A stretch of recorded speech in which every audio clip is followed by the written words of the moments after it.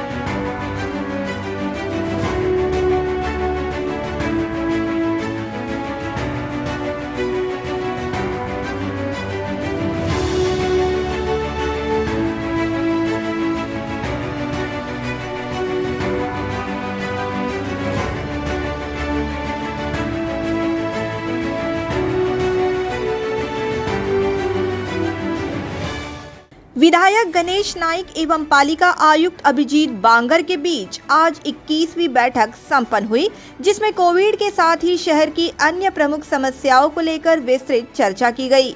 इस सप्ताह संपन्न हुए बैठक में विधायक गणेश नाइक के साथ पूर्व सांसद संजीव नाइक, पूर्व महापौर सागर नाइक, पूर्व महापौर सुधाकर सोनावने के साथ ही पूर्व नगर सेवक एवं कार्यकर्ताओं की टीम मौजूद थी। तो आइए डालते हैं एक नजर विधायक गणेश नाइक एवं पालिका आयुक्त अभिजीत बांगर के बीच हुए मुलाकात के महत्वपूर्ण पहलुओं पर। विदेशी कंपनी को फायदा पहुंचाने के उद्देश्य से तुर्भे में बिठाया गया सिग्नल हटाया जाए।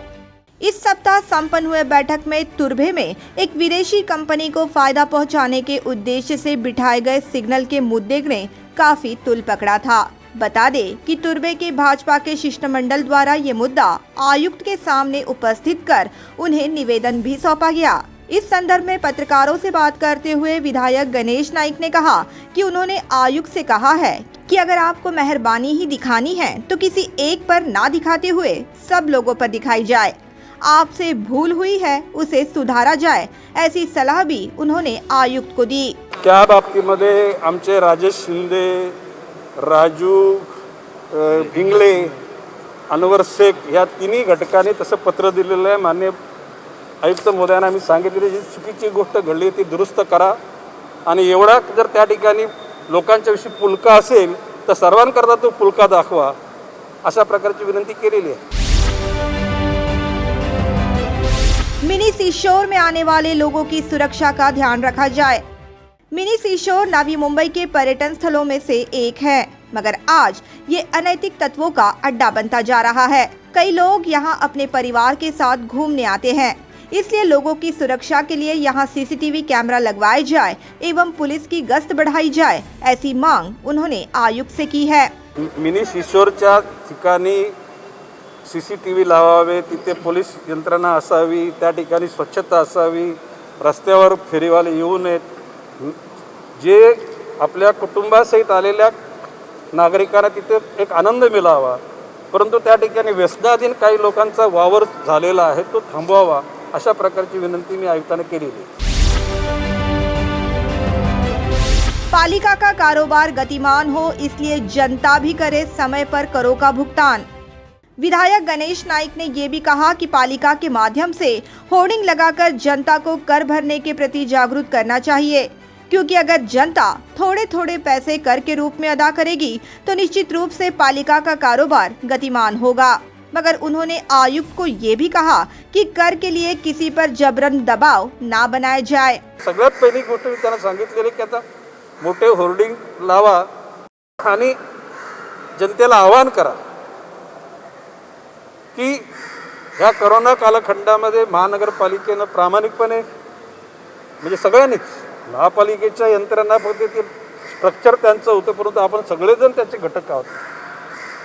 आता ज्यांना ज्यांना शक्य असेल त्यांनी आपल्या सोयीनुसार महापालिकेचे जे काय कर आहेत जे देणे असेल अडचण करून नको, परंतु देण्याचं सुरुवात करा, जेणेकरून प्रस्तावित असलेले महापालिकेची कामं किंवा एकूणच सगळ्या जडणघडणी करता निधी लागतो आणि ही शुद्ध जनता निश्चितपणे त्याच्यातून आपल्या खिशातून थोडे थोडे ते पैसे काढून सक्ती नाही करायची। निश्चितपणे हा महापालिकेचा कारभार गतिमान होईल। पालिका स्कूल के बच्चों के शिक्षण को लेकर गंभीरता बरते प्रशासन। विधायक गणेश नाइक ने आगे ये भी कहा कि आरोग्य से ज्यादा उन्होंने शिक्षा को महत्व दिया है, इसलिए पालिका स्कूल के बच्चों का शैक्षणिक वर्ष का नुकसान ना हो, इसलिए शिक्षण विभाग की एक बैठक आयोजित करने की मांग उन्होंने की। साथ ही उन्होंने ये भी कहा कि बेलापुर से दीघा तक जितने भी पालिका स्कूल है उनका लेखा जोखा लिया जाए, स्कूल की पानी की टंकियों को स्वच्छ किया जाए। उन्होंने ये भी कहा कि मनपा का शिक्षण काफी दर्जेदार है और उसका स्तर ना गिरे, इसलिए प्रयास करने की जरूरत है। आरोग्यापेक्षा मी शिक्षणाला जास्त महत्त्व देतो की आता एकूणच शिक्षण विभागाची बैठक लावा। सीबीडी पासून दिघ्यापर्यंत गाव, झोपडपट्टी आणि शहर भागामध्ये असलेल्या महापालिकेच्या शाळांचा, इमारतींचा एकूण लेखाजोखा घ्या। मी मागे आपल्याला म्हटलं होतं तिथली विद्युत असलेली यंत्रणा, पाणी पुरवठ्याच्या टाक्या वगैरे, स्वच्छता वगैरे सगळं नीट करा. तुमचा प्रशासकीय वर्ग आणि अध्यापक वर्ग ह्याचीसुद्धा एकूण जुळवणूक करा, जेणेकरून शिक्षण हा विभाग नवी मुंबईचा महाराष्ट्रामध्ये दर्जेदार आहे महापालिकेचा, हे मी नम्रपणे सांगतो. त्याची जी नावलौकिक आहे तो टिकण्याकरता पुन्हा शिक्षण विभागाची जडणघडण करा. नए साल के स्वागत के दौरान सुरक्षितता नहीं बरती गई तो भुगतने पड़ेंगे गंभीर परिणाम. विधायक गणेश नाइक ने ये भी कहा कि कोरोना मरीजों के आंकड़े शहर में कम हो रहे हैं, मगर अगर 31 दिसंबर को नए साल का स्वागत करने के लिए अगर लोग इकट्ठा होते हैं तो इसके विपरीत परिणाम सामने आ सकते हैं. इसलिए पालिका को इस बात का भी ध्यान रखने की जरूरत है, ऐसा भी उन्होंने कहा. शहराचे प्रशासक म्हणून आणि आयुक्त म्हणून या शहरातल्या नागरिकांच्या सहकार्यानं विविध NGOज, विविध पक्षाचे कार्यकर्ते या सगळ्यांनी अथक प्रयत्न केले आणि म्हणून कोरोनाची जी काय लाट होती ती अस्ती ओसरायला लागलेली आहे. तो आकडा 100च्या घरात आलेला आहे. जर का लोकांनी सतर्कता राहिली तर डिसेंबरच्या कालखंडात तो 2 आकड्यामध्ये येईल, एखादं 0 पण होऊ शकतो. आता 31ची पण चिंता आहे. आता कोरोना जात चालला म्हणून लोकांनी जर का पुन्हा जर गॅदर व्हायचं ठरवलं तर त्याच्यातून परत विपरीत परिणाम होऊ शकतो.